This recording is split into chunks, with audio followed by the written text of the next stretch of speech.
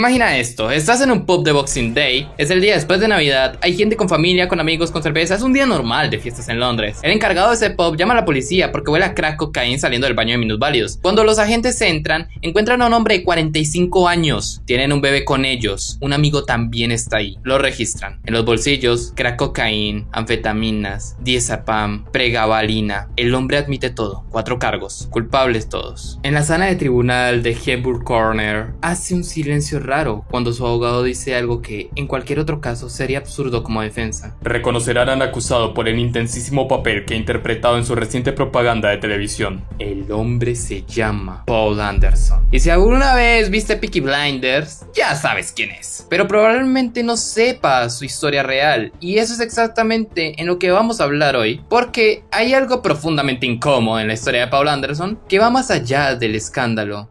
No es morbo, no es chisme. Es algo que nos habla de cómo la industria del entretenimiento consume a ciertas personas, de cómo algunos actores viven tan dentro de sus personajes que la línea entre la ficción y la realidad.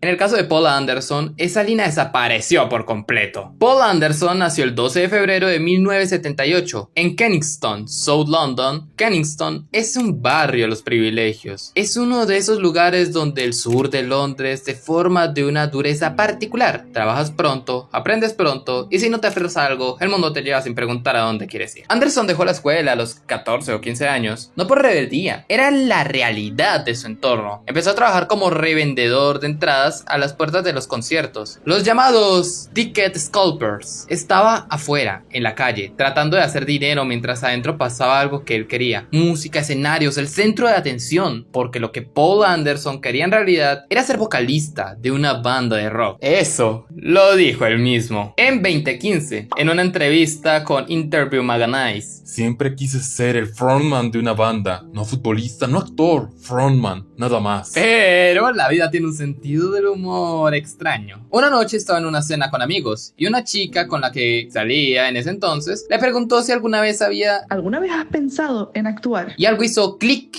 Solicitó ingreso en 2 escuelas de arte dramáticos más representadas de Gran Bretaña, la Guildhall y la Webber Douglas Academy of Dramatic Art. Entró en ambas, eligió Webber Douglas. Para alguien que había dejado la escuela a los 14 años, volver a estudiar fue un choque cultural enorme, pero también fue una revelación. Encontró el escenario, encontró una razón. Su primer trabajo profesional llegó antes de graduarse, y es un detalle que dice mucho de su talento. Lo contrataron para hacer una obra de Royal Court Theatre de Londres, una de las salas más importantes de teatro contemporáneo británico, escrita por su amigo Gregory Burke. Anderson no terminó su carrera, salió antes porque tenía trabajo real, y desde ahí fue todo acumulándose. En 2009 protagonizó The Firm, un filme sobre las barras bravas del fútbol inglés en los años 80. Un personaje violento, físico, de clase trabajadora, fue notado. En 2011 apareció en Sherlock Holmes, A Game of Shadows, de Guy Ritchie como el coronel Sebastian Moran. Hollywood empezó a prestarle atención. Y luego, en 2013, llegó a la audition que cambiaría su vida. Se presentó para el papel de Tommy Shelby en un drama de época de la BBC llamada Peaky Blinders. No consiguió el papel de Tommy. Le ofrecieron al hermano mayor, Arthur, y en lugar de sentirse segundón, Paul Anderson decidió hacer de Arthur Shelby el personaje más imborrable de toda la serie. Para entender lo que le pasó a Paul Anderson, primero hay que entender qué era Arthur Shelby.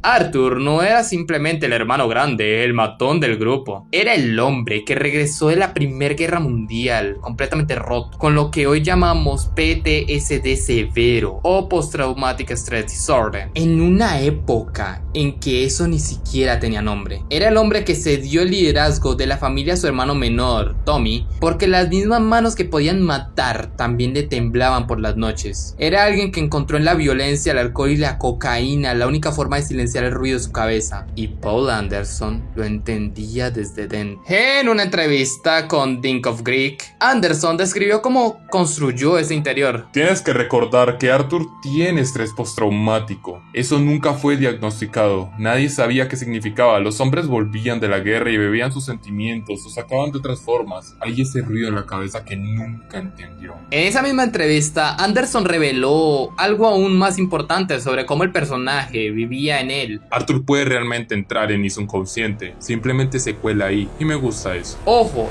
ese y me gusta eso es donde la historia empieza a complicarse bastante.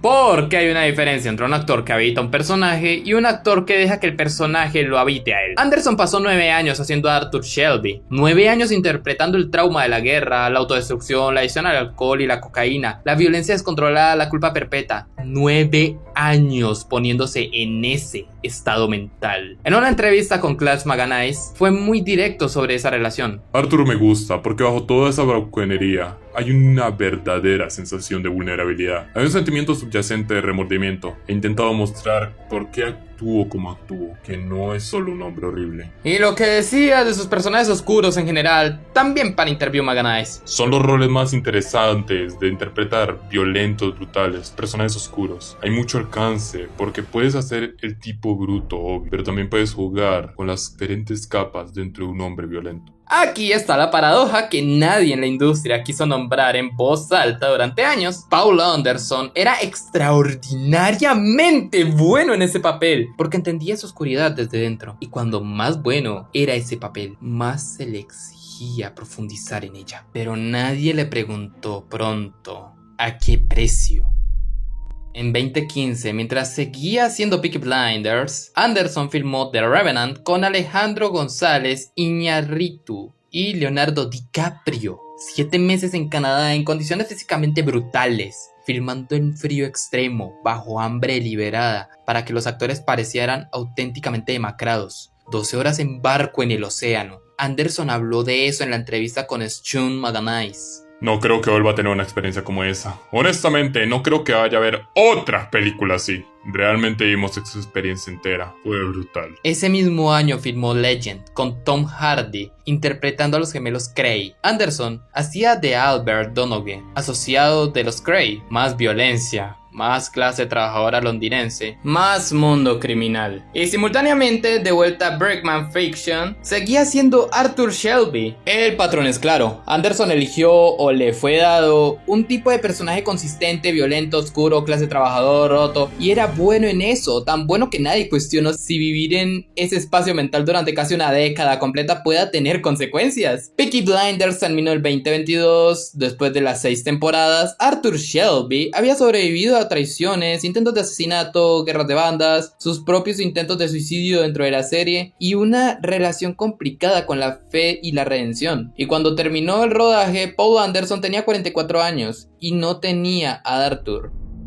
Lo que vino después lo contaron primero otras personas, fuentes anónimas, conocidos, la prensa amarilla, y luego, finalmente, él mismo. Fotos aparecieron en tabloides británicos mostrando a Anderson notablemente diferente a su imagen en pantalla. Delgado, ojotas, el pelo descuidado, nada del hombre que durante 9 años había caminado como el peligro, el ser más peligroso de Shelby. Un tendero local de su barrio de Camden le dijo al diario The Sun: "Es desgarrador este hecho, un desastre, pero su comportamiento errático está causando problemas reales. A menudo parece aturdido y no está con ello". Y amigos cercanos también de forma anónima describieron a Anderson como una espiral descendiente, con momentos que parecía desconectado de la realidad. Pero la historia no era simplemente la del actor que cayó en adicciones después del éxito. Era más complicada y más antigua que eso. Porque varias fuentes señalaron que la dificultad de Anderson con el consumo de sustancias no comenzó después de Peaky Blinders. Hay indicios de que los problemas ya estaban presentes durante el rodaje de la última temporada de la serie, en los años 2019, 2020 y 2021.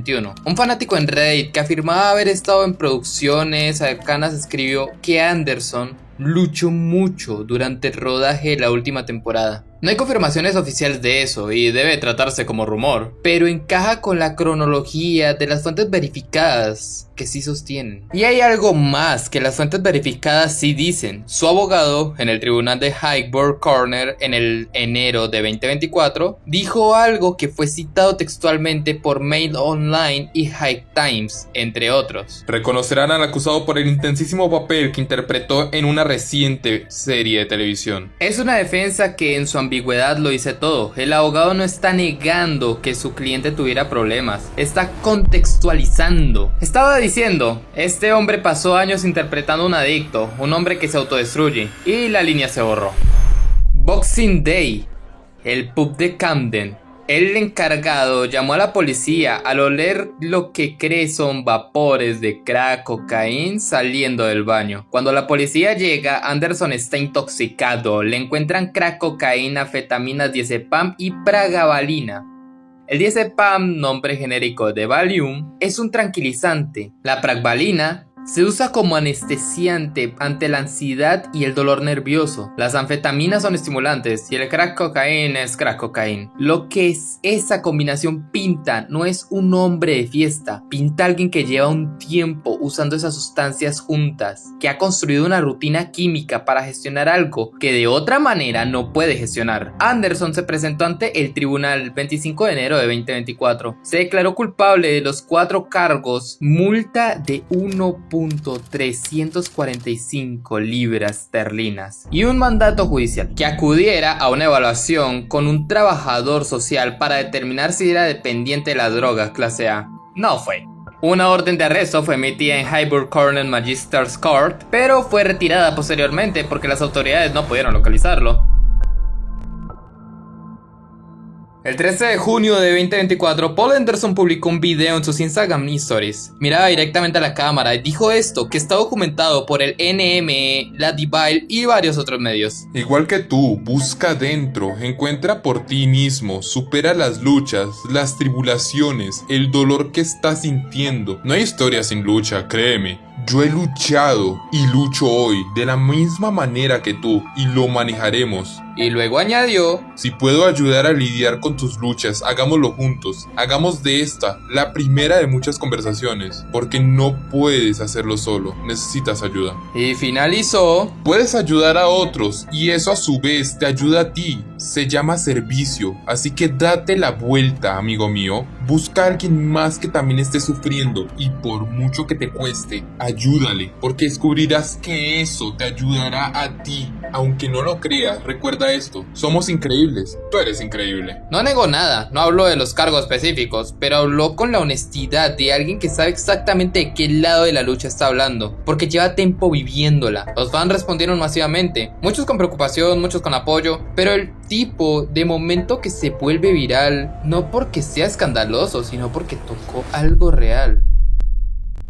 Lo que siguió después de este video fue más legal trouble. En marzo de 2025, Anderson fue condenado en el tribunal del Magister de Bexley por conducir sin seguro una moto BMW en North London. Y en el periodo previo al estreno de la película de Peaky Blinders, surgieron reportes de que Anderson había desaparecido de su casa valuada en 1,2 millones de libras esterlinas en Londres. Para ese momento ya era evidente que no iba a aparecer en la película. Peaky Blinders The Immortal Man se estrenó en Netflix en marzo de 2026. Cillian Murphy volvió como Tommy Shelby, Barry Keoghan como el hijo de Tommy, y Arthur Shelby, el segundo personaje más importante de toda la serie, no apareció. En cambio se reveló que Tommy había matado a Arthur en 1938, porque su comportamiento se había vuelto demasiado impredecible. En una escena de flashback se usó un doble de cuerpo. Steven Knight, el creador de la serie, fue preguntando directamente sobre la ausencia de Anderson. Su respuesta al Hollywood Report fue cuidadosamente clara. Lo que diré es que la historia determina el reparto, y la historia estaba decidida. Sabía que Tommy necesitaba haber hecho algo que no pudiera perdonarse a sí mismo. Por tanto, ahí fue donde fue el argumento. Pero en cuanto a Paul, lo único que diré es que fue un actor fantástico. Esa es la respuesta de alguien que cuida sus palabras, un actor fantástico, en tiempo presente, no en pasado, pero tampoco explica más. El propio Anderson, para su crédito, respondió con generosidad. Le dijo a Lad Vibe que el giro argumental le pareció genial, añadiendo: Es algo tan poderoso de hacer, es algo que no se ve en televisión. y en Instagram publicó un apoyo abierto a la película de Stephen Knight. Stephen Knight, un verdadero visionario, alguien por quien tengo un respeto infinito. Nada de eso existe sin él. El legado de los Shelby es eterno. Arthur es para siempre. No hay amargura en esas palabras, hay algo que se parece más a una resignación de alguien que entiende que él mismo se ha excluido de algo que era suyo. Mientras todo eso ocurría, Anderson estaba ganando dinero haciendo mensajes personalizados de cameo por 150 libras esterlinas cada uno y apareciendo en eventos pagados, y en marzo de 2026 anunció en Instagram su nuevo rol, el mariscal de campo Bernard Law Montgomery en la película de guerra Fortitude, protagonizada también por Nicolas Cage. Matthew Vaughn apareció en un uniforme militar, puño en alto, con una cita de Montgomery como Captain. Eso también es parte de la historia, que sigue intentando, que no ha dejado de ser actor. ¿Qué nos dice la historia de Paul Anderson?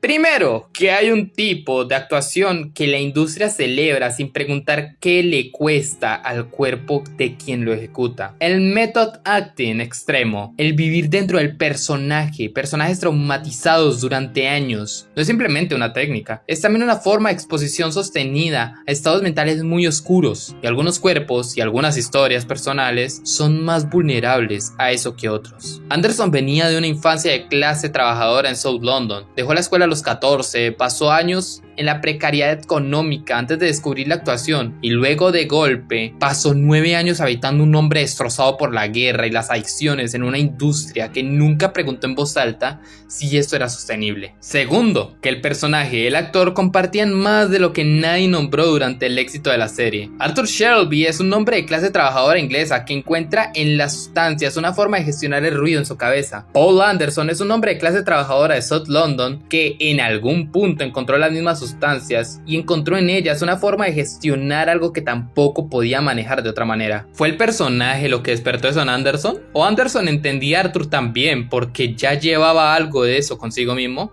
Esa pregunta no tiene una respuesta limpia y probablemente no debería tenerla. Lo que sí sabemos es esto: durante el éxito nadie hizo esa pregunta en público. La prensa hablaba de lo magistral que era Anderson como Arthur. Los fans adoraban el personaje, la serie ganaba premios y Anderson aparentemente iba encontrando sus propias formas de gestionar ese costo. Tercero, que la industria del entretenimiento tiene un problema estructural con la salud mental de los actores, que interpretan personajes extremos durante periodos largos, y que ese problema no genera titulares hasta que el daño ya está hecho y el actor ya no es noticia por su trabajo sino por sus problemas. No sabemos qué está viviendo Paul Anderson hoy en detalle. Lo que sabemos es que tiene un hijo pequeño, que tiene 48 años, que sigue siendo un actor extraordinariamente talentoso, que filmó escenas que se quedaron grabadas en la memoria colectiva de millones de personas, que ha dicho públicamente que lucha y que esa lucha continúa, y que a diferencia de Arthur Shelby, tiene la posibilidad de un final. Arthur murió en 1938, según la ficción, asesinado por el propio Tommy en un acto de redención ante lo que no podía arreglarse. Paul Anderson todavía está aquí, todavía publica en Instagram, todavía consigue trabajos, todavía anuncia películas con el puño en alto. Te voy a dejar con una pregunta. No tiene respuesta fácil y no pretendo dártela. Durante 9 años, Paul Anderson fue contratado y pagado para meterse dentro de la cabeza de un hombre adicto, traumatizado, violento y autodestructivo. Lo hizo tan bien que Arthur Shelby se convirtió en uno de los personajes más queridos de la televisión británica de las últimas décadas. Millones de personas lo amaron, la BBC lo renovó temporadas tras temporadas, la crítica lo elogiaba, y cuando el mismo hombre que construyó ese personaje empezó a mostrar señales de que algo no estaba bien, la narrativa pública lo redujo a el actor de Peaky Blinders que cayó en las drogas.